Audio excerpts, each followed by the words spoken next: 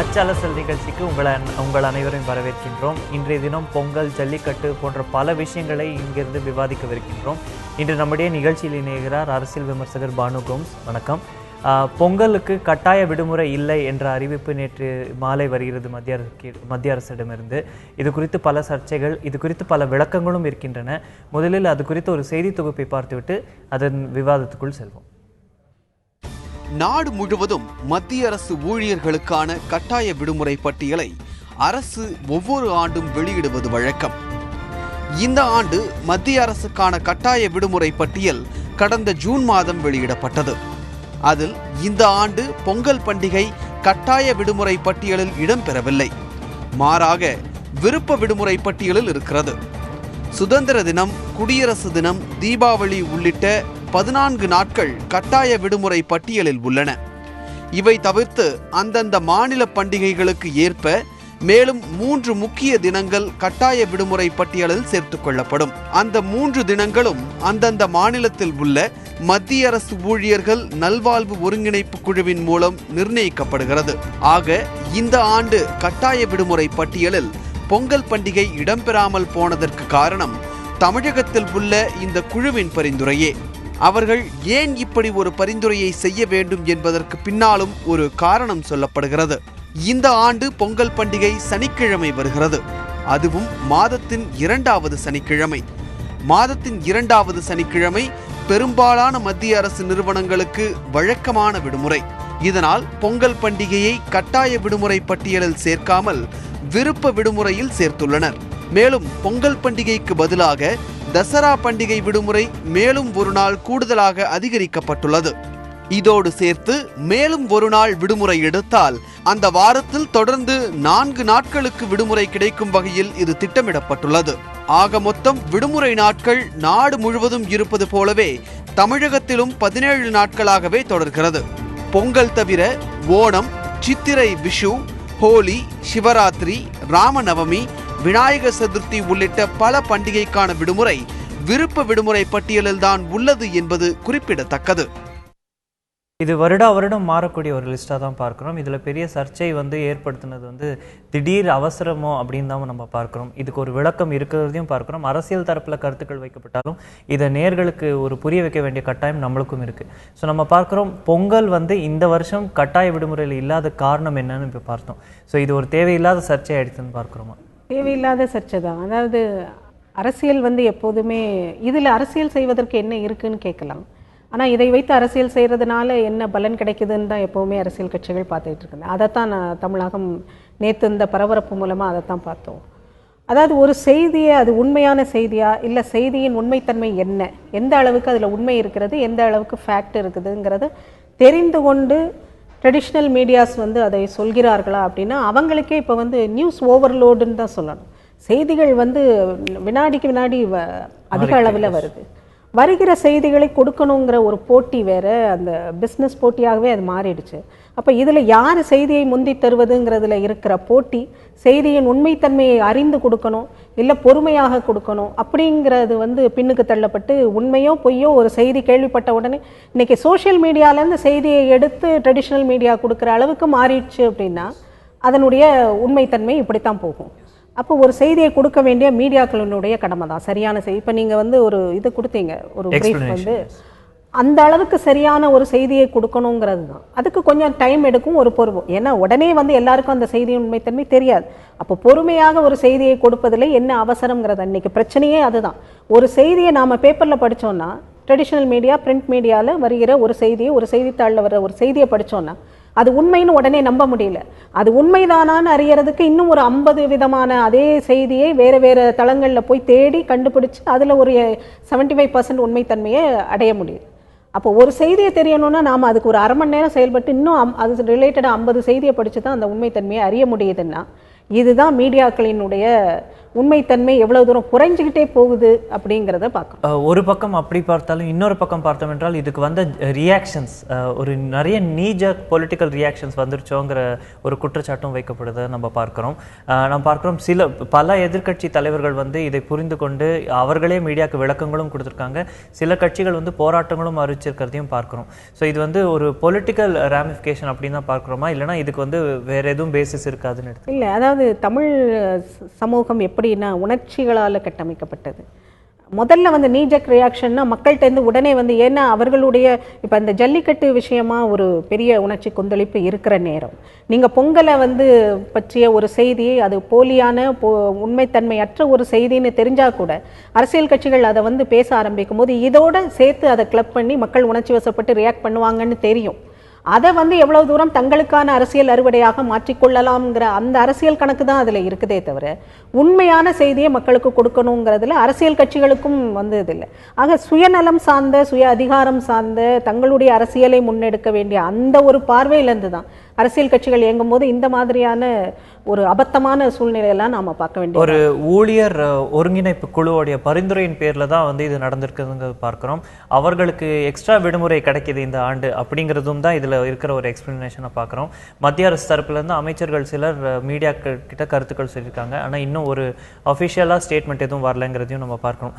So இந்த செய்தியை கொஞ்சம் தள்ளி போட்டு நம்ம ஜல்லிக்கட்டு விஷயத்துக்குள்ள அப்படியே போனோம் அப்படின்னு பார்த்தீங்கன்னா, ஜல்லிக்கட்டுக்கான ஆதரவு வந்து பெருகிட்டு வரதையும் பார்க்குறோம். ரொம்ப சென்சிட்டிவாக நீங்கள் சொன்ன மாதிரி ஒரு இமோஷ்னல் சப்ஜெக்டாக இப்போ மாறிட்டு வருது. பல இடங்களில் வந்து தடையை மீறி ஜல்லிக்கட்டு நடந்துருமோங்கிற அச்சமும் இப்போ இருக்குது. இது ஒரு லா அண்ட் ஆர்டர் பிரச்சனையாக மாறுறதுக்கான அறிகுறிகள் தென்படுதுன்னு பார்க்குறோமா, இல்லைனா பீஸ்ஃபுல்லாக நான் எப்பவும் போல் சாதாரணமாக போயிடும்னு எடுத்துக்கலாமா? அதாவது இது தமிழகர்களுடைய ஒரு அடையாளம் சார்ந்த பிரச்சனை. அடையாளங்களின் மீது நமக்கு இருக்கிற பற்றுங்கிறது வந்து அதிகமானது, தமிழர்களுக்கு இன்னும் அதிகமானது. அதுக்கு அரசியல் காரணங்களும் உண்டுன்னு வச்சுக்கோங்க. அப்போ அந்த இதிலேருந்து தான் பார்க்கணும். ஜல்லிக்கட்டுங்கிறதுக்கு பொறுமையாகவே இதுவரை இருந்திருக்கிறாங்க. ஏன்னா போன வருஷம் நடக்கும்னு சொல்லி நடக்க முடியாமல் போனது, கோர்ட்டில் போய் அந்த கேஸ் இருக்கிறது, இதையெல்லாம் தாண்டி ஜுடிஷியரி இதை எப்படி அணுகுகிறதுங்கிறது மக்களின் உணர்வு சார்ந்த அடையாளம் சார்ந்த ஒரு இதுன்னு கொண்டு வரும்போது அதை வந்து நீங்கள் அதற்கான ஒரு இதோட தான் அணுகணும்.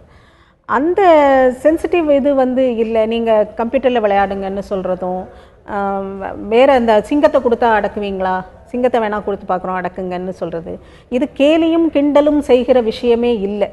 அப்போ அந்த இடத்துல வந்து ஜுடிஷியரி இதை சரியான முறையில் சரியான வார்த்தைகளை போட்டு அணுகவில்லைங்கிறது அது ஒன்று. இன்னொன்று, இந்த பக்கம் பார்த்தோன்னா இதுக்கு ஆர்டினன்ஸ் போட்டு கொண்டு வரலாம். ஏற்கனவே ஒன்று மத்திய அரசு செய்தது, உடனே சுப்ரீம் கோர்ட் அதை ஒரு இன்ட்ரீம் ஆர்டர் போட்டு தடுத்தாங்க. அப்போ ஆர்டினன்ஸ் ரூட் வந்து இதுக்கு உதவுமாங்கிறது, மத்திய அரசு போட்டால் உதவுமாங்கிறது பிரச்சனை தான். அப்போ அந்த கோரிக்கையும் இப்போ மீண்டும் ஒரு ஆர்டினன்ஸ் அந்த கோரிக்கையை திரும்ப வைக்கிறாங்க. ஆனால் காட்சிப்படுத்துவோர் பட்டியலில் இருந்து அந்த இதை வந்து நீக்கணுங்கிறது தான். அதுக்கு பாராளுமன்றம் கூடி அந்த அமெண்ட்மெண்ட்டை செய்யணும். அது செய்ய முடியுமாங்கிறது தான் கேள்வி. அதற்கு என்ன முனைப்புகள் எடுத்தாங்கன்னு மத்திய அரசை நோக்கி கேட்க வேண்டிய கேள்வி அதுதான். ஆனால் ஆர்டினன்ஸ் ரூட்டு போகணுன்னா மாநில அரசு செய்யலாம். மாநில அரசின் இதிலேயே இது எங்களுடைய அடையாளம் சார்ந்த ஒன்றுன்னு சொல்லி அதை வந்து மாநில அரசு செய்யலாம். ஆனால் மாநில அரசு அந்த பாலை வந்து மத்திய அரசிட்ட தள்ளிட்டு சேஃபாக இருக்கிறத நாம் பார்க்குறோம். அப்போ இந்த ஆர்டினன்ஸ் ரூட்டுன்னா அதை வந்து இந்த இடத்தில் மாநில அரசு எடுக்கலாம். ஆனால் காட்சிப்படுத்துவ பட்டியலேருந்து அந்த விலங்கை நீக்கணுங்கிறது மத்திய அரசுகிட்ட இருக்குது. இந்த ரெண்டையும் பிரித்து ஆர்டினன்ஸை மாநில அரசுகிட்டையும் மத்திய அரசுக்கிட்ட இந்த பட்டியலேருந்து நீக்குங்கிற கோரிக்கையும் தான் நாம் வைக்க முடியும். ஆனால் இந்த வருஷம் ஜல்லிக்கட்டு நடக்குமான்னா கேள்விக்குறியாக நான் பார்க்குறோம். நீங்கள் சொன்ன மாதிரியே பல ப்ராமிசஸ் அரசு தரப்புலேருந்து, அதுவும் ஒரு தமிழகத்தை சார்ந்த முக்கியமான மத்திய அமைச்சர் திரு பொன் ராதாகிருஷ்ணன் வந்து இதுக்கு இந்த காசை சாம்பியன் பண்ணுறதை நம்ம பார்த்துக்கிட்டே இருக்கோம். அவர் வந்து மீண்டும் வாக்குறுதி, நேற்றைய தினம் கூட அவர் மீண்டும் ஒரு வாக்குறுதி கொடுத்துருக்காரு, எப்படியாவது நடத்தப்படும் அப்படின்னு. ஸோ இது எல்லாமே ஒரு எம்டி ப்ராமிஸாக மாறிடுச்சோன்னு தான் நம்ம பார்க்குறோம். எம்டி ப்ராமிஸ்னு சொல்ல முடியாது, முடிந்த அளவு ட்ரை பண்ணுவோமாங்கிற ஒரு முயற்சியாக கூட இருக்கலாம். ஒட்டுமொத்தமாக நான் எதையும் ரிஜெக்ட் பண்ணதுக்கு விரும்பலை. ஒரு வேளை ட்ரை பண்ணியிருக்கலாம், முடியுமாங்கிறது இருக்கலாம். ஆனால் ஆட்சியில் இருக்கிற கட்சிங்கிறதுல பொன் ராதாகிருஷ்ணன் பேசுவது வந்து எந்த இடத்தில் விமர்சனத்துக்குள்ளாகிறதுன்னா, நீங்கள் அந்த பட்டியலேருந்து நீக்குவதற்கான முயற்சி என்ன செய்தீங்கிற கேள்வி தான் அடிப்படையான. எது பலன் அளிக்குமோ அதை செய்யாமல் மற்ற விஷயங்களை நாங்கள் முயற்சி எடுத்துகிட்டு இருக்கோன்னு பேசுவது, எடுக்கிற முயற்சி வந்து பலன் அளித்தா தான் அந்த முயற்சியவே அப்ரிஷியேட் பண்ண முடியும். நாங்கள் முயற்சி செஞ்சதுக்கே எனக்கு பாராட்டுங்கன்னு சொன்னால் அது முடியாது. ஏன்னா இது முக்கியமான எல்லாருடைய உணர்வுகளும் சார்ந்து இன்னைக்கு பெரிய அளவில் அரசியல் கட்சிகள் வந்து மக்களுடைய இதை பார்த்துட்டு அரசியல் கட்சிகளும் அந்த இடத்துல இருக்கு. இதுல திமுக போராட்டம் அறிவிப்பது, காங்கிரஸ் போராட்டம் அறிவிப்பதெல்லாம் ஒரு கேலிக்குரிய விஷயம்தான். ஏன்னா இவர்கள் தான் ஜெயராம் ரமேஷ் இருக்கும்போது தான் அந்த பட்டியலையே சேர்க்குறாங்க. அப்போ அதுக்கு என்ன இது, அந்த சமயத்தில் என்ன எதிர்ப்புகளை இவர்கள் முன்வைத்த ஒரு விஷயத்தை பிரச்சனைக்குள்ளதாக மாற்றியது இவர்களுடைய இதுங்கும்போது அவர்களே இன்னைக்கு போராட்டத்தில் இந்த மாதிரி தான் அரசியல் வந்து எல்லா விஷயங்களையும் மக்கள் உணர்வு சார்ந்த விஷயங்கள் எல்லாம் அரசியல் வந்து கலந்து அதை பெரிய குழப்பத்துக்கு உள்ளாக்கும் போது எந்த பக்கம் தீர்வுங்கிறத நோக்கியே ஒரு தெளிவு இல்லாம போகுதுங்கிறது தான் இந்த ரெண்டு விஷயங்களும். இந்த பழிகள், அதாவது ஒரு அரசியல் கட்சி மீது இந்த பழி வரும்போது தான் நம்ம பார்க்கிறோம் அதிமுக பொதுச் செயலாளரும் சரி, திமுக செயல் தலைவர் இருவருமே கூட வந்து அறிக்கைகள் பரிமாறிக்கிறாங்க. அதுல வந்து ஒருவர் குற்றம் சாட்டிக்கிறாங்க, எக்ஸ்பிளனேஷனும் கொடுக்குறாங்க. அவர் அதாவது திமுக ஆட்சி காலத்துல ஜல்லிக்கட்டு நடந்தது அந்த மாதிரி எக்ஸ்பிளனேஷன் வரதையும் நம்ம பார்க்கிறோம். இதுல இன்னொரு பெரிய விஷயம் நம்ம கவனிக்க வேண்டியது பார்த்தீங்கன்னா, ஞாயிற்றுக்கிழமை சென்னையில வந்து பலர் கூடுறாங்க, பொதுமக்கள், இது அரசியலுக்காக அப்பாற்பட்டு பொதுமக்கள் பலர் கூடுறதை பார்க்கிறோம். நேற்று தினம் மதுரையில பல மாணவர்கள் கூடுறாங்கிறதை பார்க்கிறோம். ஸோ இது வந்து இந்த முன்பு எப்பவும் இல்லாத அளவுக்கு இது பேன் ஆனதுக்கு அப்புறம் இந்த வருஷம் வந்து கொஞ்சமே கூட இன்னும் சோஷியலா வந்து நிறைய பேரோட பார்ட்டிசிபேஷன் இருக்குன்னு பார்க்குறோமா? எப்பவுமே ஒரு இது கூடுறாங்க அப்படின்னா பின்னால் அரசியல் இல்லாமல் இருக்காது. ஒரு அரசியல் ப்ராடிங் இருக்கத்தான் செய்யும். முன்னணியில் அவங்கெல்லாம் வந்து தங்களை முகம் காட்டிக்கொள்ளாமல் இருக்கலாம். அதனால் அரசியலற்ற ஒரு கூடல்னு சொல்ல முடியாது.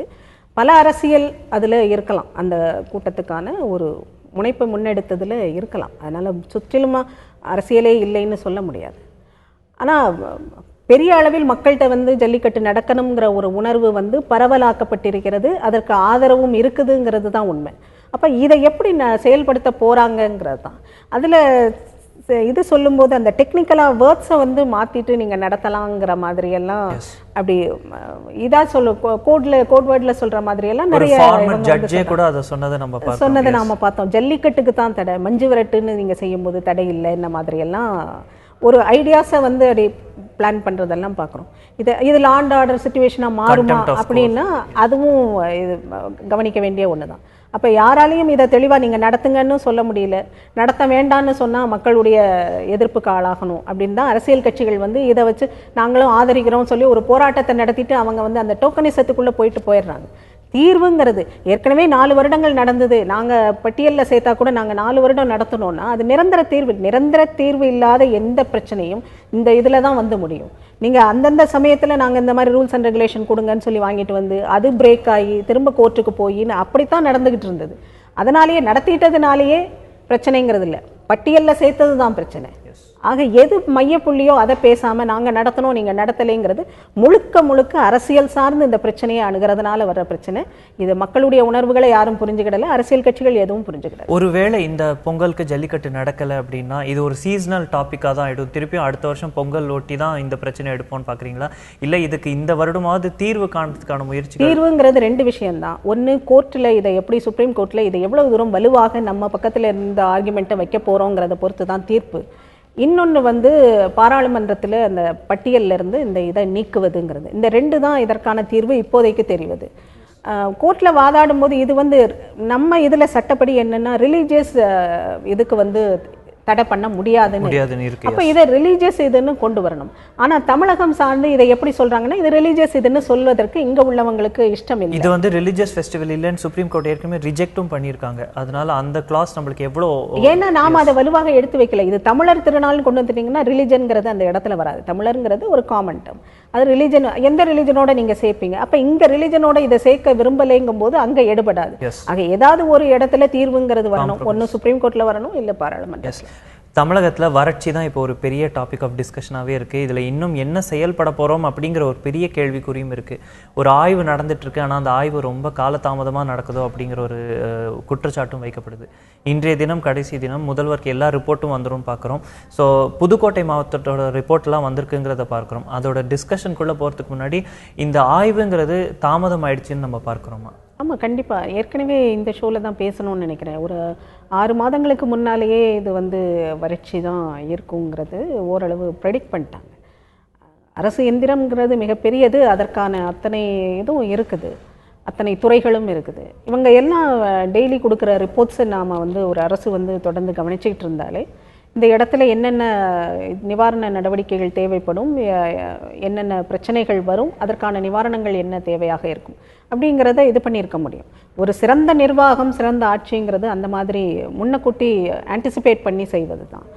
அது இப்போ தான் ரிப்போர்ட் வாங்கிட்டு இருக்கோம்னா இதுக்கு முன்னால் அந்த அரசு எந்திரம் என்ன செய்து கொண்டு இருந்ததுங்கிற கேள்வியெல்லாம் இருக்குது. ஏன்னா அதற்கான துறைகள், அதற்கான அதிகாரிகள், அவர்களுக்கு கீழே பணியாளர்கள்னு ஒரு அரசு எந்திரம்ங்கிறது மிகப்பெரியது. அப்போ அது என்ன பண்ணிக்கிட்டு இருந்ததுங்கிறது கேள்வி அரசு எந்திரத்தை தாண்டி ஆட்சியை நோக்கி தான். ஒருவேளை வடகிழக்கு பருவமழை கை கொடுக்குங்கிற நம்பிக்கை அவங்களுக்கு இருந்திருக்கலாம்ங்கிற வாதம் அவர் தரப்புலேருந்து வைக்கப்படுறதை பார்க்கணும். இதில் நம்ம கொஞ்சம் பிரித்து அனலைஸ் பண்ணோம் அப்படின்னா இந்த சப்ஜெக்டே நீங்கள் பார்த்தீங்கன்னா விவசாய பிரச்சனை அப்படின்னு பேசும்போது டெல்டா பகுதிகளுக்கு மட்டும்தான் ஃபோக்கஸ் போகுதா? ஏன்னா கோவை மாவட்டம் உட்பட பல வேறு மாவட்டங்களில் கூட விவசாயிகள் மரணம் அடைஞ்சிட்டு வராங்க. ஸோ ஈக்குவலாக டிஸ்ட்ரிபியூட்டட் ஃபோக்கஸ் இருக்காங்கிற கேள்வியும் வைக்கப்படுது இப்போது. ஏன் அப்படின்னா இந்த தடவை காவிரி நீர் வராததுனால உள்ள பிரச்சனைங்கிறதுனால கவன குவிப்பு டெல்டா பகுதியில் இருந்தாலும் நீங்கள் சொன்ன மாதிரி தமிழகம் பூராவும் அந்தந்த இதில் பகுதிகளில் இருக்கிற விவசாயிகளினுடைய பிரச்சனை என்ன அப்படிங்கிறது கவனம் தேவை. அதுக்கு தான் வர வேண்டியது. அரசு அதற்கான இது இருக்குது.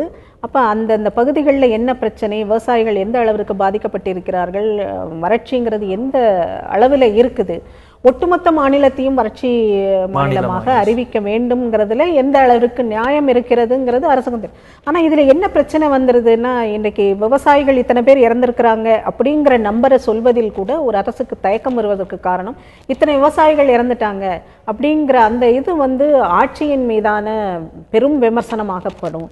அப்போ எதிர்க்கட்சிகள்லாம் சேர்ந்து அதை விமர்சனமாக வச்சிடுவாங்க. அது ஆட்சிக்கு பெரிய பின்னடைவை ஏற்படுத்துங்கிற அரசியல் ரீதியாக, அதிகார ரீதியாக மட்டுமே அதை பார்க்கறதுனால தான் பிரச்சனைகளை முழுமையாக ஒப்புக்கொள்வதோ இல்லை ஏற்றுக்கொள்வதோ இல்லை அதிலிருந்து முழுமையான நிவாரணம் கொடுப்பதிலோ அரசு எல்லா அரசுகளுக்கும் இது பொருந்தும். அந்த மாதிரியான ஒரு நிலைப்பாடை எடுக்கிறத பார்க்குறோம். சாதாரணமாக ஒரு ஆக்சிடென்ட்ல இறந்தவர்களின் நம்பரை கூட குறைச்சி சொல்றதை பார்க்குறோம். இந்த பிரச்சனை அதிகாரமும் அரசும் நீடிக்கணுங்கிற அதன் மீதான இதிலிருந்து வர்றது. ஆனால் அது எந்த வகையிலும் ஏற்றுக்கொள்ளத்தக்கது அல்லங்கிறது நாம் பார்க்கின்றோம். அரசு அமைச்சர்களே சிலர் அவர் உடல் நலக்குறைவினால் வயோதிகத்தினால் இருந்திருக்கலாம் அப்படிங்கிற கருத்துக்கள் வைக்க அது பெரிய சர்ச்சையாகிற விஷயத்தையும் நம்ம பார்க்கிறோம். புதுக்கோட்டை மாவட்ட ஆட்சியாளர் தரப்பிலிருந்து ஒரு அறிக்கை சமர்ப்பிக்கப்பட்டிருக்கு அரசுக்கு. அதனுடைய சில சாராம்சங்கள் பார்த்தீங்கன்னா, ஒரு 789 பாக்கெட்ஸ் ஆஃப் அக்ரிகல்ச்சர் இருக்கு புதுக்கோட்டை மாவட்டத்தில். அதில் 89 பாக்கெட்ஸை தான் ஆய்வு நடந்திருக்கு. அதுவும் இந்த ஆய்வு கரும்பு விவசாயிகளை அதில் இன்க்ளூட் பண்ணலை. ஸோ இது ஒரு நெல் பயிருக்கான ஒரு ட்ரவுட்டாகவே பார்க்குறாங்களோ அப்படிங்கிற ஒரு குற்றச்சாட்டும் வைக்கப்படுது. அனைத்து பயிர்களையும் இதில் ஏன் சேர்க்க மாட்டேங்கிறாங்க, இல்லை அதற்கான முனைப்பு ஏன் இல்லைன்னு கேள்விகள் வருது இல்லையா? அதாவது இதை எப்படி பார்க்கலாம்னா, நம்மளுடைய பார்வை, ஒரு நிர்வாக பார்வைங்கிறத எப்படி இருக்குங்கிறதையும் பார்க்கலாம்.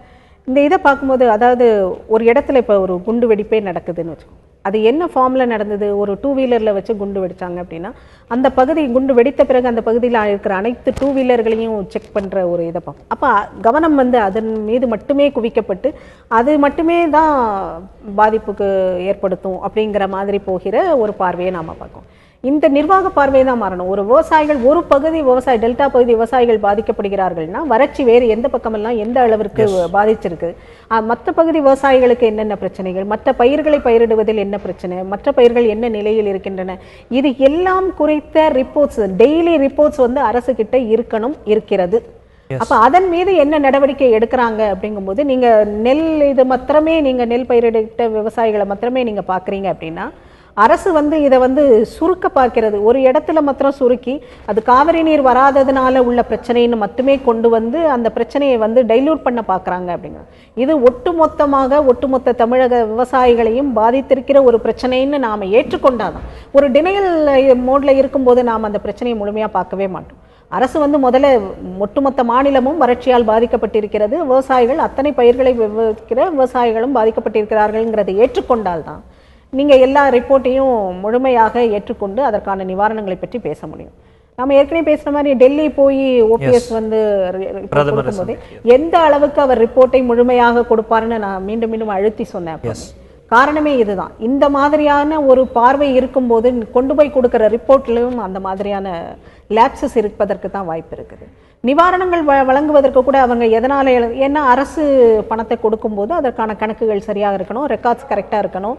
அதனால் நாங்கள் ஆய்வை வந்து ரொம்ப தரோவாக பண்ணுறோம்.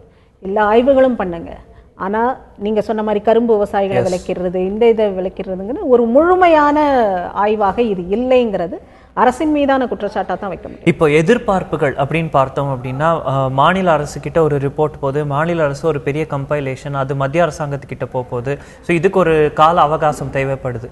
இதற்குள்ள இன்டரிம் ரிலீஃப் ஏதாவது ஒன்று வருமா அப்படிங்கிறது ஒரு எதிர்பார்ப்பாக இருக்குது. அதை தவிர பார்த்தீங்கன்னா இழப்பீடும் காப்பீடும் மட்டுமே இதுக்கு பதிலாயிடுமா, எதிர்காலத்தை எப்படி எதிர்கொள்ள போகிறோம் அப்படிங்கிற ஒரு கேள்வியும் வருது. தொலைநோக்கு திட்டங்கள் இதுக்கு நம்மளுடைய இதுக்கு அக்ரிகல்ச்சருக்கே நம்மளுடைய விஷன் வேற மாதிரி மாறணுமா அப்படிங்கிற கேள்விகளும் வருது. இதை நம்ம எப்படி பார்க்கணும்? ஏற்கனவே மீண்டும் அது ஏற்கனவே நம்ம இந்த ஷோவில் தான் பேசியிருக்கிறோம். ஒரு தெளிவான விவசாய கொள்கை இல்லைன்னு பேசணும். அது வரையறுக்கப்பட வேண்டும். அது ஒரு பக்கம் பேசிக்கிட்டே இருக்கணும், என்ன மாதிரி வரையறுக்கப்பட வேண்டும். அது வந்து மண் வளத்தில் ஆரம்பித்து விளைவிச்ச பொருளை வந்து விவசாயிக்கு என்ன விலை கேட்கிறாரோ அந்த விலை கிடைக்கக்கூடிய ஒரு மார்க்கெட்டிங் இதுவரை அது போகும். அது அரசின் துணையோடு நடக்கணும் அப்படின்னு, அதுவரை அரசின் உதவி வந்து இருக்கணும் அப்படிங்கிறது தான் அது தெளிவான விவசாய கொள்கை. அப்படின்னா இந்த மாதிரி இழப்பீடுகளை கேட்பது வழங்குவதுங்கிறது மத்திய அரசுகிட்ட கேட்குறோம், மத்திய அரசு தரணும் அப்படிங்கிறதுக்கு முன்னால் மாநில அரசு இன்டரிம் ரிலீஃபாக என்ன கொடுக்க போகிறது அதை உடனடியாக கொடுக்கலாம். ஏன்னா ஒரு பக்கம் வந்து இந்த கட்சி இவங்கள்லாம் வந்து மறைந்த முதல்வர் ஜெயலலிதா இறந்த போது நிறைய இறந்துட்டாங்கன்னு சொல்லி ஏடிஎம்கே சார்பில் அவங்க கட்சி நிதியாகத்தான் அதை கொடுக்குறாங்க, உடனடியாக அது கொடுக்கப்படுகிறது. அதே போன்ற கவனத்தோடு இது வந்து உடனடியாக ஒரு ரிலீஃபை வந்து தமிழக அரசு மாநில அரசு கொடுத்துட்டு அப்புறம் மத்திய அரசுட்டேருந்து வாங்கும்போது அது சரியாக இருக்கும். இம்மீடியட்டான உதவிக்கே வந்து வழி இல்லாமல் வந்து, ஏன்னா இறந்தவங்கள்லாம் பார்த்தீங்கன்னா வெறும் 20,000 30,000 அந்த மாதிரி மிக குறைந்த தொகை வச்சு கடன் தொகை வச்சவங்க தான் இறந்துருக்காங்கன்னா அந்த விவசாயிகள்லேயே நாம் பிரிக்க வேண்டிய செக்ஷன்ஸ் இருக்கு.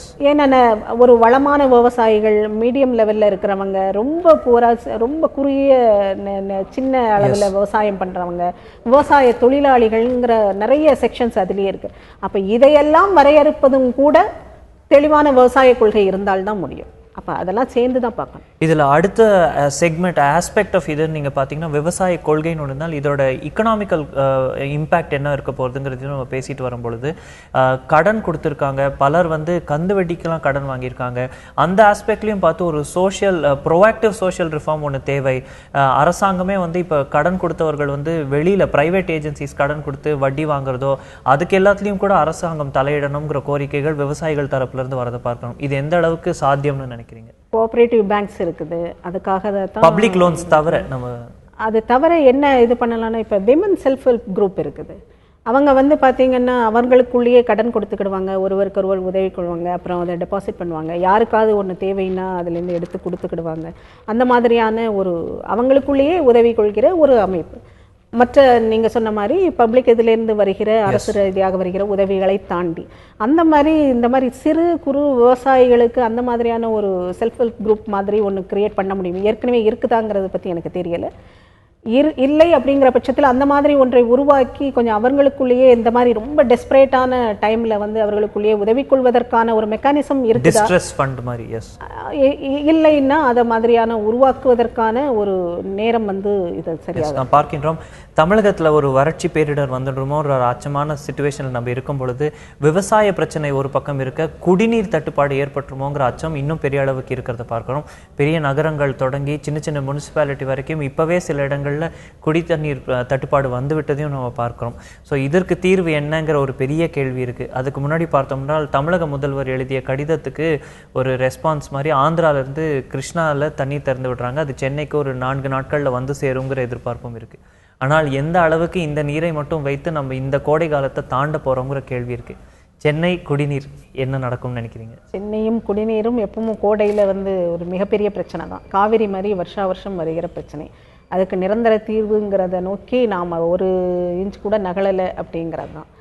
அப்போ என்ன பிரச்சனை அப்படின்னா, இப்போ கிருஷ்ணா நதிக்கு எழுதியாச்சு, அங்கேருந்து அவங்க பார்த்த சரியாக செய்கிறாங்க, தண்ணீரை திறந்து விடுறாங்க. ஆனால் வருகிற நீர் போதுமா அப்படின்னா போதாதுங்கிறது தான். ஏன்னா சென்னையின் மக்கள் தொகை வந்து கூடிக்கிட்டே இருக்குதுங்கிறது ஒரு முக்கியமான பாயிண்ட்டு. ரெண்டாவது, இது பிளான்டு சிட்டி கிடையாது. அப்போது நீரை வந்து எவ்வளோ தூரம் டிஸ்ட்ரிபியூஷனில் இருக்கிற பிரச்சனை வந்து பிளான்டு சிட்டியாக இல்லாததுனால வருகிற பிரச்சனை. இன்னொன்று என்ன அப்படின்னா, இங்கு அந்த நிலத்தடி நீருங்கிறதுக்கு நாம் எந்த அளவுக்கு ஒரு டைமில் வந்து ஜெயலலிதா ரெஜிமில் தான் அந்த மழைநீர் சேகரிப்புங்கிறத வந்து ரொம்ப இன்சிஸ்ட் பண்ணி அதை செய்தாங்க. அந்த இது செய்த அந்த ஒரு செயல்பாடுங்கிறது அரசு வந்து நினைச்சா எவ்வளவு தூரம் மாற்றத்தை கொண்டு வர முடியுங்கிறதுக்கு அது ஒரு முக்கியமான இதுன்னு நான் பார்க்குறேன். ஏன்னா அந்த இது செஞ்சதுனால வந்து பெரிய அளவில் இந்த வருஷம் மழை பொய்த்தாலுமே கூட சென்னையில் நிலத்தடி நீர் வந்து இன்னும் பெட்டராக தான் சிச்சுவேஷன் இருக்குங்கிறதையும் பார்த்து அந்த நிலத்தடி நீர் வந்து இது பண்ணுதுங்கிறதுக்கு அந்த ஒரு செயல்பாடு அந்த இதை வந்து அவ்வளோ தூரம். அப்போ ஒரு அரசு நினைச்சதுன்னா ஒரு மாற்றத்தையோ ஒரு முன்னேற்றத்தையோ மிக எளிதாக கொண்டு வர முடியும். ஆனால் செய்வதற்கு தான் தலைவர்களோ ஆட்சியாளர்களோ இல்லைங்கிறது தான் இங்கே பிரச்சனை. ரெண்டாவது, இங்கே உள்ள நீர்நிலைகள் நமக்கு எப்போவுமே நீர் வந்து மிகப்பெரிய பிரச்சனையாக இருக்குது. நீரினுடைய ஆதார சோர்ஸ் வந்து அருகாமை மாநிலங்கள்லேருந்து தான் நமக்கு வர வேண்டி இருக்குங்கிறது ஒன்று.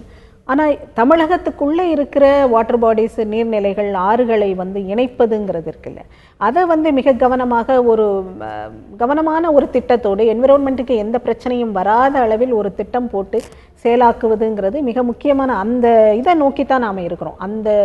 அதை வந்து கட்டாயமாக செய்தாக வேண்டும்ங்கிற ஒரு நிலையில தான் இன்னைக்கு தமிழகம் வந்து நிற்கிறது.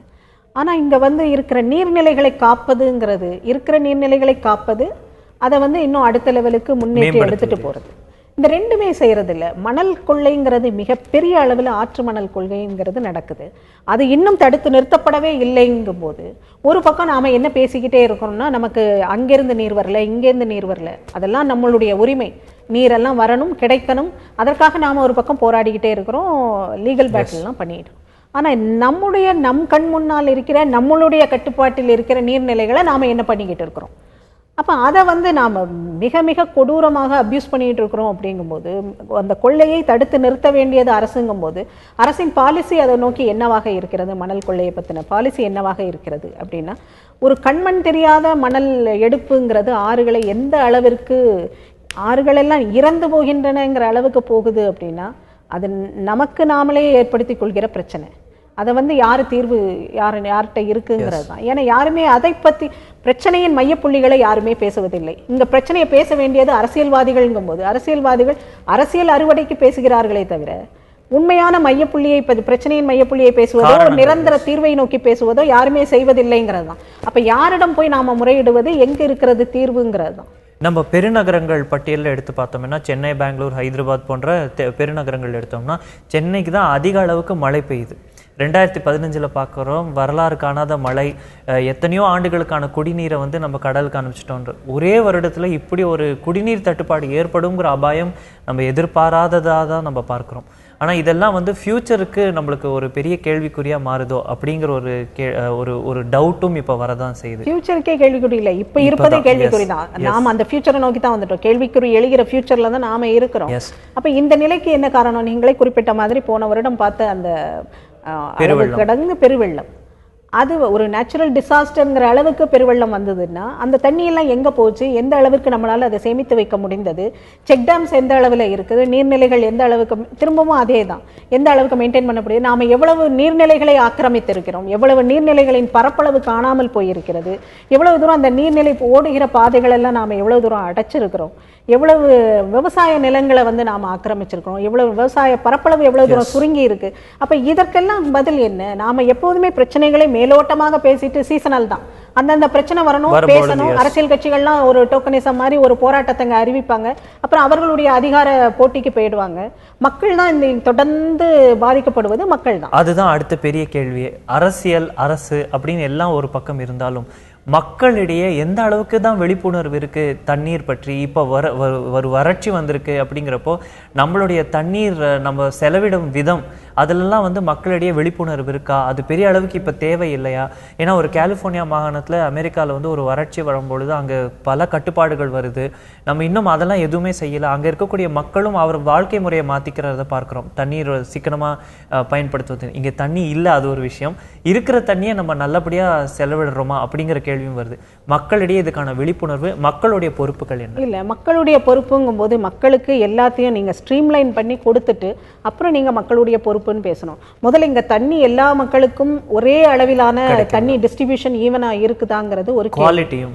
குவாலிட்டியை விட்டுடுவோம். கொடுக்குற குவாலிட்டி இல்லாத தண்ணியே வந்து ஈவனாக டிஸ்ட்ரிபியூட் ஆகுதான்னா இல்லை. ஒரு பக்கம் பெரிய அளவில் ஒரு ஸ்ட்ரீட்டில் பைப் இருக்கும், ஆனால் தண்ணி வராது. இன்னும் 2 ஸ்ட்ரீட் தாண்டி போய் தண்ணியை எடுத்துகிட்டு வர வேண்டிய பிரச்சனைகள்லாம் இருக்குது. அப்போ அவங்களுக்கு ஈவன் டிஸ்ட்ரிபியூஷன் ஒரு பக்கம் நடக்கலை. அப்போ அவங்கக்கிட்ட போய் நீங்கள் நீரை வந்து ரொம்ப கவனமாக பயன்படுத்துங்கள்னு சொன்னாலே அடிக்க வருவாங்க. ஏன்னா எங்களுக்கு தண்ணியே வரல, நாங்கள் என்னத்தை சரியாக பயன்படுத்துவது.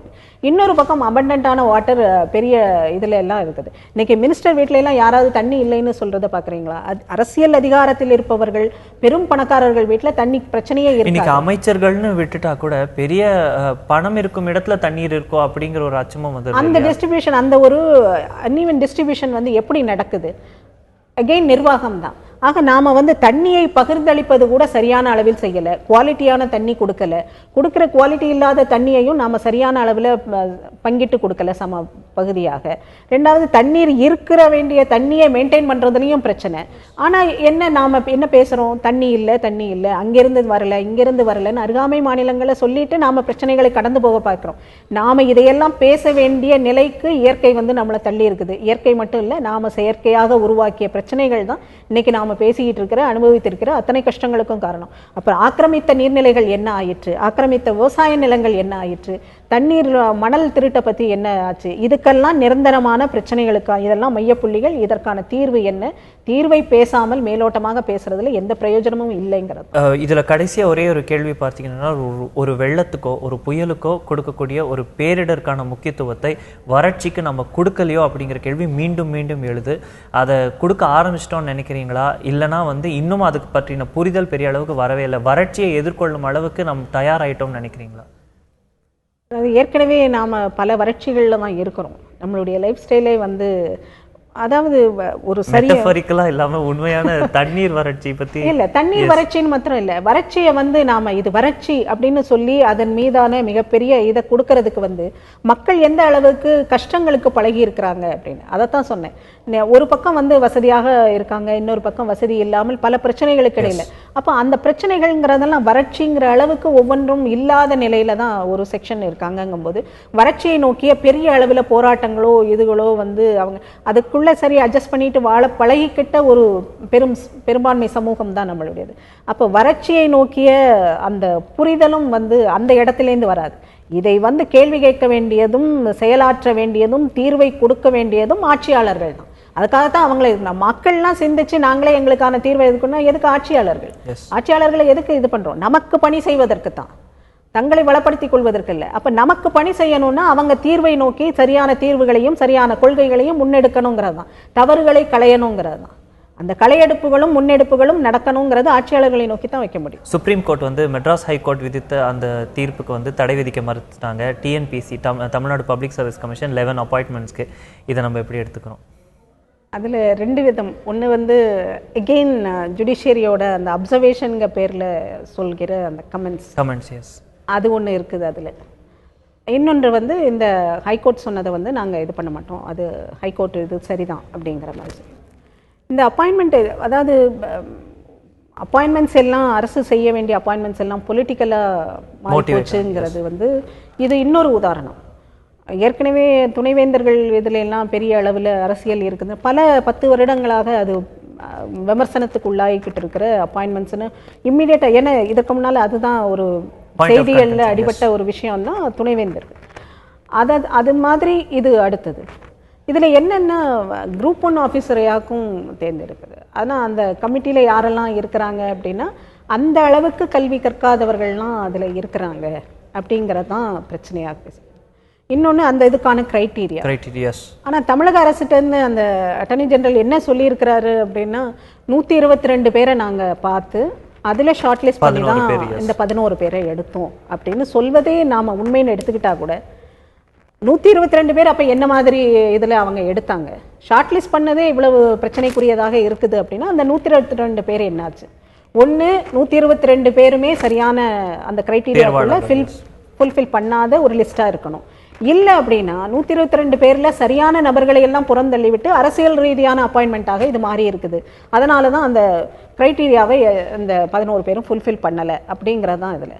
இது வந்து சுப்ரீம் கோர்ட் இது பண்ணதுங்கிறது வந்து சரியான இது. ஆனால் அவங்க கூட ஒரு அப்சர்வேஷன் சேர்க்குறாங்க. அது இந்த பிரச்சனைக்கு சரியானதாக இருந்தாலும் அந்த அப்சர்வேஷன் வந்து ஜுடிஷியரி தன்னுடைய இதிலிருந்து ஓவர் ரீச் பண்ணுது அப்படிங்கிறது தான். என்ன அப்படின்னா அந்த ஒரு ஜட்ஜும் அந்த இதில் இருக்கிறாரு. அவர் வந்து 58 வயசுக்கு மேலே ஜுடிஷியரியே அவருக்கு எக்ஸ்டென்ஷன் கொடுக்கல. அவரை வந்து டெட்வுட் அப்படின்னு ஒரு கமெண்ட் சொல்கிறார். அது வந்து ஜுடிஷியரியின் பார்வையாக இருக்கலாம். ஆனால் ஒரு அரசு தன்னுடைய அதிகாரத்துக்கு உட்பட்டு ஒரு அப்பாயின்மெண்ட்டை போடலாங்கும் போது அதை நீங்கள் அந்த கிரைட்டீரியா ரூல்ஸ் அண்ட் ரெகுலேஷன் படி என்ன கிரைட்டீரியா இருக்கோ அதுபடி நீங்கள் அப்பாயின்மெண்ட்டை போடணும் அப்படிங்கிறதோட ஜுடிஷியரியினுடைய இது முடிஞ்சு போகுது. அதை தாண்டி இந்த பர்சனை நீங்கள் ஜுடிஷியரிங்கிறதுனால எங்களுக்கு இவரை தெரியும், ஃபார்மர் ஜட்ஜுங்கிறதுனால எங்களுக்கு தெரியும், நாங்களே எக்ஸ்டென்ஷன் கொடுக்கல, அதனால் அவரை நீங்கள் இனி போடாதீங்க, மிச்ச 10 பேருக்கு நீங்கள் திரும்ப அந்த கிரைட்டீரியாலாம் ஃபுல்ஃபில் பண்ணி திரும்ப இவங்களே போட்டால் கூட பிரச்சனை இல்லை, இல்லை நீங்கள் இவங்களை விட்டுட்டு வேற இவங்களை போட்டாலும் பிரச்சனை இல்லை அப்படின்னு சொல்கிறது வந்து ஓவர் ரீச். அவர்களுடைய எல்லையை தாண்டி அவர்கள் சொல்கிற ஒன்றாகத்தான் இது எப்பவுமே இருக்கக்கூடிய ஒரு டஸ்ல தான் பார்க்குறோம். எக்ஸிகியூட்டிவ் விசஸ் ஜுடிஷியரி அந்த டஸ் இல்லை. ஸோ இது வந்து எப்படி எடுத்துக்கொள்ளப்படும் தமிழக அரசு தரப்புல இருந்து நம்ம பார்க்குறோம். இது வந்து மாற்றி தான் ஆகணும் இனி வந்து. ஆனால் என்ன பாசிபிலிட்டி இருக்குது அப்படின்னா திரும்பவும் நாங்கள் வந்து ஏற்கனவே டைம் எடுத்து தான் நாங்கள் இது பண்ணோம்னு சொன்னாங்க. மீண்டும் அப்படியான்னு சொல்லி இதை ஒரு போட்டியாக அதிகார போட்டியாக எடுத்துக்கிட்டு திரும்பவும் நாங்கள் அந்த கிரைட்டீரியாலாம் ஃபுல்ஃபில் பண்ணோன்னு அந்த 3 மாதமோ 6 மாதமோ எடுத்துகிட்டு திரும்ப இவங்களையே வந்து போட்டாலும் என்னங்கிற இது தெரியல. மீண்டும் கோர்ட்டுக்கு தான் போக வேண்டியதாக இருக்கும். அப்போ அந்த க்ரைட்டீரியாவை ஃபுல்ஃபில் பண்ணுறதுங்கிறது முக்கியமா இல்லையா அப்படிங்கிற கேள்வியில் வந்து நிற்குது. அதை எவ்வளோ தூரம் இன்சிஸ்ட் பண்ணுறோங்கிறது இருக்குது. இந்த பொலிட்டிக்கல் அப்பாயின்மெண்ட்ஸுங்கிறதை எவ்வளோ தூரம் தடுத்து நிறுத்துவதுங்கிறது ஒரு மிகப்பெரிய எப்பவும் அது ஒன்று நடப்பதும். இது வந்து 2013 உள்ளது. 2016 ஜனவரியில் கொடுத்த அப்பாயின்மெண்ட் ஒரு வருஷம் கழிச்சு இப்பதான் இது கொடுத்துருக்கு. ஆனா 2013 2016 வரை அங்க அப்பாயின்மெண்டே நடக்கல. அது வந்து இதாதான் இருந்தது. ஆக எவ்வளவு தூரம் ஒரு நிர்வாகத்துல இது வந்து பெரிய பிரச்சனைகளை கொண்டு வருகிறதுங்கிறத சர்வீஸ் கமிஷன் தாண்டி இன்னும் எத்தனையோ அரசு அப்பாயின்மெண்ட்கள் இருக்கு. ஸோ அது எல்லாமே இப்போ வந்து கேள்விக்குறி ஆகுமா அப்படிங்கிற ஒரு கேள்வியும் பெரிய. ஏன்னா இதுக்கே ஒரு கிட்டத்தட்ட 3 வருஷம் கடந்திருக்கு.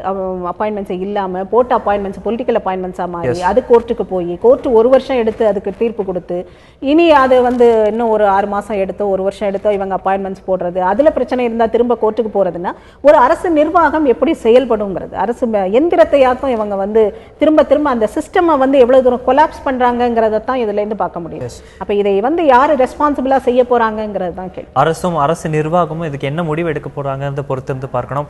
நேரக்குறைவின் காரணமா நம்ம சுருக்கமா பேச வேண்டிய விஷயம் பார்த்தீங்கன்னா, உத்தரப்பிரதேசல தேர்தல் வரப்போகுது. அங்கே வந்து ஒரு பெரிய பொலிட்டிக்கல் ஃபாலோ அவுட் இருக்கும் எதிர்பார்த்து இப்போ வந்து ஒரு பேட்சப் ஆயிடுமோங்கிற நிலைமைக்கு வந்திருக்கு. சமாஜ்வாதி பார்ட்டியில் இருக்கக்கூடிய குழப்பங்களுக்கு இன்றைய தினம் நம்ம எப்படி பார்க்கிறோம்? இன்றைய தினம் எப்படி பார்க்கலாம், வேடிக்கை பார்க்கலாம். ஏன்னா சீரழிந்த அரசியல், இந்திய அரசியல்ல சீரழிந்த அரசியல்ங்கிறதுக்கு நான் சமாஜ்வாடி பார்ட்டி எல்லாம் ஒரு உதாரணமாகத்தான் நான் பார்க்குறேன். தனிப்பட்ட முறையில் என்னுடைய பார்வை வந்து ஒரு சீரழிந்த அரசியலை எவ்வளவு தூரம் முன்னெடுக்கலாம் அப்படிங்கிறதுக்கு சமாஜ்வாடி பார்ட்டியும் ஒரு உதாரணம். முதல்ல 31 பேருக்கு மேல முலாயம் சிங் உறவினர்களே கட்சியினுடைய அத்தனை போஸ்ட்லயும் இருக்கிறாங்க. ஆட்சி நிர்வாகத்தின் அதிகாரம் மிக்க பதவிகள்லையும் அவங்க எல்லாம் இருக்கிறாங்க. ஆக முழுக்க முழுக்க ஒரு குடும்பத்தால் மட்டுமே கட்சியும் ஆட்சியும் நடக்கிற இடம் வந்து ஊபி மிகப்பெரிய மாநிலம். அப்ப மிகப்பெரிய மாநிலத்தில் பல பிரச்சனைகளை கொண்ட ஒரு மிகப்பெரிய மாநிலம். பல பிரச்சனைகள் ஏன் வருது? இந்த மாதிரியான அரசியல் நிர்வாக இதுல வந்து சீரழிவுகள் வரும்போது அது அந்த இடத்துல சமூகத்திலையும் எதிரொலிக்கும், ஆட்சியிலையும் எதிரொலிக்கும். அப்ப பல பிரச்சனைகள்ங்கிறது வந்து நேச்சுரல் இதாத்தான் இருக்கும், அங்க இருக்கத்தான் செய்யும். தீர்வு வந்து பிரச்சனைகளுக்கான தீர்வு ஒரு சிறந்த நிர்வாகத்திலிருந்து தான் கிடைக்க முடியும். சிறந்த நிர்வாகத்தை குடும்ப ஆட்சியும் ஊழலும் வந்து என்னைக்குமே கொடுக்க முடியாது. அதுக்கு ஊபி தான் உதாரணம். சமாஜ்வாடி பார்ட்டி ஒரு உதாரணம். மத ரீதியான பிரச்சனைகளை தூண்டி விட்டுக்கிட்டே இருக்கிறதுங்கிறது, அதன் மூலமாக ஆட்சியின் அதிகாரத்தை அறுவடை செய்வதுங்கிறது அங்கே தொடர்ந்து நடக்கிற ஒரு விஷயம். ஆக இப்போ வந்து அப்பாவுக்கும் மகனுக்குமான இடையில் இருக்கிற அந்த சண்டைங்கிறது வந்து அதை கூட ஒரு அரசியல் கணக்காகத்தான் நான் பார்க்குறேன். உண்மையான சண்டை அங்கே இல்லை. ஏன்னா முலாயமுக்கு வந்து ஒரு 50-60 வயதுக்கு மேலே உள்ளவங்கெல்லாம் முலாயம் பக்கமும் இளைஞர்கள் எல்லாம் வந்து அகிலேஷ் 50 வயது கீழே இருக்கிறவர்களும் இளைஞர்கள் எல்லாம் அகிலேஷ் பக்கமும் இருக்கிற மாதிரியான ஒரு இது. அப்போ ஊழல்ங்கிற பிரச்சனை வந்தது அப்படின்னா அகிலேஷுக்கு வந்து அவருடைய மாமா தான் ஊழல் பிரச்சனையில மாட்டியிருக்கிறார். ராகுல் காந்தி வேற ஒரு சர்டிபிகேட் கொடுத்திருக்கிறார். அப்போ இளைஞர்களின் ஓட்டை அகிலேஷ் அறுவடை செய்வதாகவும் இந்த வயதானவர்களின் ஓட்டை முலாயம் அறுவடை செய்வதற்குமான அந்த இதை வந்து ரெண்டா பிரிச்சுட்டா இவர் ஊழலுக்கு எதிராக அகிலேஷ் பேசுவதற்கும் இவர் ஊழலை விட்டுட்டு மதவாதத்தை பேசி அறுவடை செய்வதற்குமான வசதியாக 2 பிரிவுகளாக பிரிந்து இவங்க தேர்தலை எதிர்கொள்வதற்கான ஒரு திட்டமாக கூட இருக்கலாம். ஏன்னா முலாயமினுடைய அரசியல் வந்து அந்த மாதிரியான அரசியல் கணக்குகளை மட்டுமே கொண்டதான ஒரு அரசியல் தான். அதனால இதையும் நான் அரசியல் கணக்காக தான் பார்க்குறேன். தனித்து போட்டியிடும் ஒரு முதல்வர் வேட்பாளரை அறிவித்து தனித்து போட்டியிட்டு பெரிய அளவுக்கு தாக்கத்தை ஏற்படுத்தும் என்று எதிர்பார்த்த காங்கிரஸ் வந்து இப்போ சமாஜ்வாதி பார்ட்டியோட அலையன்ஸ் ஃபார்ம் பண்ணிடுவாங்களோங்கிற எதிர்பார்ப்பு பெரிய அளவுக்கு இருக்கிறதையும் பார்க்குறோம்.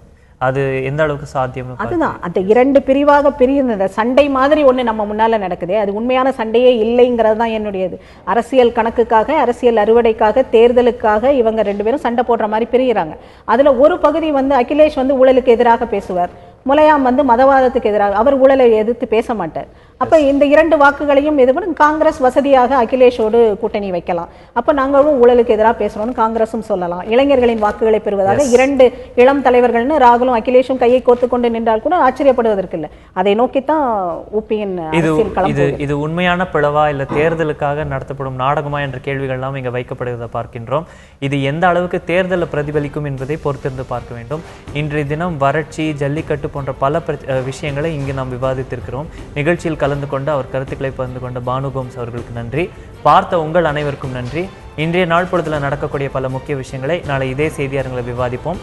தொடர்ந்து இணைந்திருங்கள். நன்றி, வணக்கம்.